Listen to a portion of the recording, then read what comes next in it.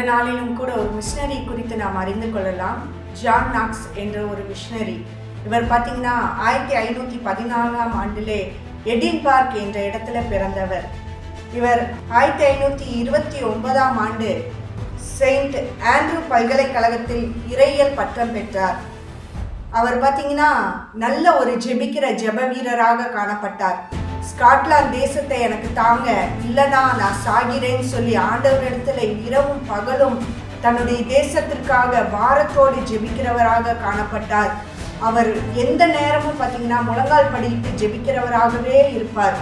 அவருடைய மனைவி அவர்கிட்ட சொல்லுவாங்க, இரவுல கொஞ்ச நேரமாவது படுத்து தூங்குங்கன்னு சொல்லும் போது, என் தேசம் அழிந்து போகிறது, என் ஜனங்கள் அழிந்து போகிறாங்க, நான் எப்படி இதையெல்லாம் பார்த்துட்டு ஜெபிக்காம இருக்க முடியும்னு சொல்லி அவர் பாரத்தோடு சொல்லுவாராமா. அப்படிப்பட்டதான ஒரு ஜெப வீரர் அந்த ஸ்காட்லாந்து தேசத்தின் எழுப்புதலுக்காகவும் ஸ்காட்லாந்து தேசத்துல கத்தோலிக்க திருச்சபைகள் மூலியமாக வந்ததான போதனைகளை எல்லாம் அழிக்கும்படியாக சீர்திருத்தத்தை செய்யும்படியாக போராடினதான ஒரு மனிதர் ஜான் நாக்ஸ் என்பவர்.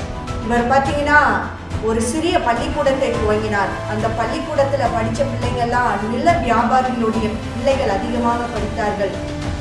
அவர்கள் மூலியமாக ரோமன் கத்தோலிக்க திருச்சபையின் பாதிரியார்கள் பார்த்தீங்கன்னா அரசாங்கத்தை விட அதிகமாக நிலங்களை வாங்கி தன்னுடைய சுயநலங்களுக்காக அவர்கள் பயன்படுத்தி இருக்கிறாங்க. இதை அறிந்ததும் அவருக்குள்ளாக அதிகமான பாரங்கள், இவர்கள் தவறான காரியங்களை எல்லாம் பின்பற்றி கொண்டிருக்கிறாங்கன்னு சொல்லி அவர் போராட ஆரம்பித்தார். சபைகளிலே இவர் பிரசங்கிக்க போது பார்த்தீங்கன்னா 1/2 மணி நேரம் வேதத்தை வாசித்து விட்டு அவர் பிரசங்கிக்கும் போது பார்த்தீங்கன்னா அநேகருக்குள்ளாக நடுக்கம், பதட்டம், அந்த வார்த்தையின் தாகம் ஒவ்வொருக்குள்ளாக உண்டாகுமா, அந்த வார்த்தையை கேட்கிற மாத்திரத்திலே அவர்களுக்குள்ளாக மனம் திரும்புதல் உண்டாகுமா, அவர்கள் பார்த்தீங்கன்னா குறிப்பு எடுக்க முடியாத அளவுக்கு அவருடைய கரங்கள் எல்லாம் நடுங்கிற அளவுக்கு அவருடைய வார்த்தை எச்சிக்கிற ஒரு சிங்கத்தின் சத்தத்தை போலதான வார்த்தைகள் அவர்களுக்குள்ளாக உண்டாகும். ஜனங்கள் உடனே மனம் திரும்புவார்கள். இப்படிப்பட்டதான சத்தியத்தை ஸ்காட்லாந்து தேசத்துல விதைத்ததான அவருக்கு எதிராக பார்த்தீங்கன்னா அரசாங்கம் எழுப்பினாங்க, அரசாங்க இளவரசி எழுப்பினாங்க. அப்போ பார்த்தீங்கன்னா அந்த தேசத்துல சீர்திருத்தத்தை செய்கிறவர்களுக்கு கொலை தண்டனைகள், தூக்கு தண்டனைகள், அவர்களை உயிரோடு எரித்து கொள்ளுகிறதான தண்டனைகளை கொடுத்தார்கள். இப்படிப்பட்ட தண்டனைகளை கொடுத்த போதிலும் இவர் மனம் தளர்ந்து போகாதவராக, சோர்ந்து போகாதவராக, சீர்திருத்தத்துக்காக நான் போராடுவேன்னு சொல்லி அவர் அதிகமாக போராடினார். அது மாத்திரம் இல்லாமல் ஜான் விசாட் என்ற ஒரு பாதுகாவலரோடு இணைந்து இவர் தன்னுடைய வேலைகளை செய்து வந்தார். அவரிடமும் அநேக சீர்திருத்த காரியங்களை கற்றுக்கொண்டார். அப்போ பார்த்தீங்கன்னா இந்த ஜான் விசாட் என்பவரை தூக்கிட்டு கொன்று போட்டார்கள். இவரை ஜான் நாக்ஸ்க்கு பார்த்தீங்கன்னா இவர் இப்படிப்பட்ட சீர்திருத்த காரியங்களை செய்கிறான்னு சொல்லி அவருக்கு கப்பலிலே அடிமையாக வேலை செய்யும்படியாக 19 மாதங்களாக அவருக்கு சிறை தண்டனை கொடுத்தார்கள். அந்த இடத்துல சரியான ஆகாரம் இல்லை, தண்ணி கிடைக்காம அவர் கடுமையாக பாதிக்கப்பட்ட போதிலும் அவர் பார்த்தீங்கன்னா அந்த இடத்திலேயே இருந்து வேலை செய்து அவர் விடுதலையாக்கப்பட்டு வந்தார். அவருக்கு பார்த்தீங்கன்னா ஸ்காட்லாந்து தேசத்திலே அவருடைய பாஸ்போர்ட்டுக்கு தடை உண்டு பண்ணினாங்க. அவர் இந்த தேசத்துக்குள்ளாக வரக்கூடாதுன்னு சொல்லி சொன்னாங்க. அவர் அந்த 2 ஆண்டு காலமாக ஜெர்மன் தேசத்துக்கு போனார். அந்த ஜெர்மன்ல கெல்வின் அப்படிங்கிற ஒரு சீர்திருத்தவாதியோடு சேர்ந்து அநேக காரியங்களை கற்றுக்கொண்டார். கைப்பிரதிகளை எழுதி அவர் மறுபடியுமாக வெளியிட்டார். இதை அறிந்தவர்கள் கடுமையாக இவரை எதிர்த்தார்கள். ஆனாலும் சபைகளிலே இதை குறித்ததான விழிப்புணர்வை அவர் கொடுத்து கொண்டே இருப்பாராம்.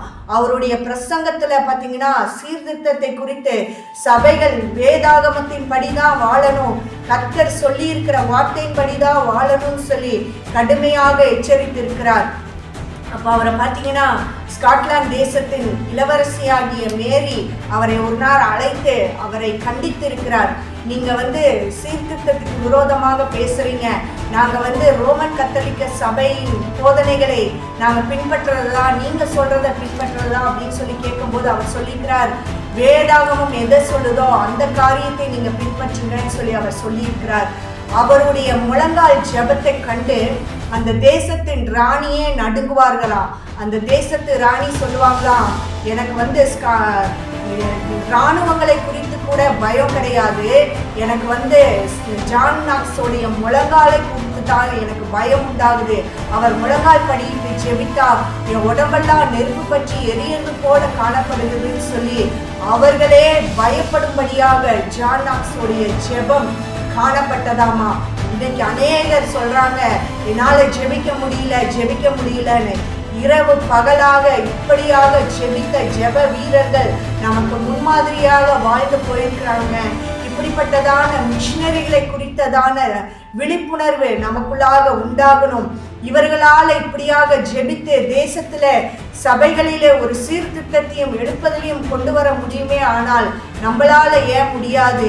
இன்றைக்கு இந்த சத்தத்தை கேட்கிறதான ஜனங்கள் ஜெபத்திலே நாம பெருகும்படியாக இரவு பகலாக நம்ம இந்திய தேசம் ரட்சிக்கப்படணும், எங்க தேசத்து ஜனங்கள் மனம் திரும்பணும்னு சொல்லி தேசத்துல அதிகமான சீர்திருத்தத்துக்கான காரியங்களிலே நாம முன்மாதிரியாக நடக்கும்போது கர்த்தர் மிகப்பெரிய எழுப்புதலை நம்ம தேசத்துல கட்டளையிடுவது நிச்சயம். நம்ம கண்கள் அப்படிப்பட்ட எழுப்புதலை காணும்படியாக நாமும் ஜெபிக்கும்படியாக இப்படிப்பட்டதான மிஷனரிகளை அதிகமாக அறிந்து அவர்களை பின்பற்ற நாமும் நம்மளுடைய சமுதாயமும் முன்வரும்போது கர்த்தர் நம்ம தேசத்துல பெரிய காரியங்களை செய்வார். கர்த்தர் தாமே இந்த மிஷனரி மூலியமாக நமக்கு அநேக காரியங்களை கற்றுக் கொடுத்திருக்கிறார். இதன்படியாக வாழ நம்மை அர்ப்பணிக்கும் போது கர்த்தர் நம்மை ஆசீர்வதிப்பார். God bless you. God bless you.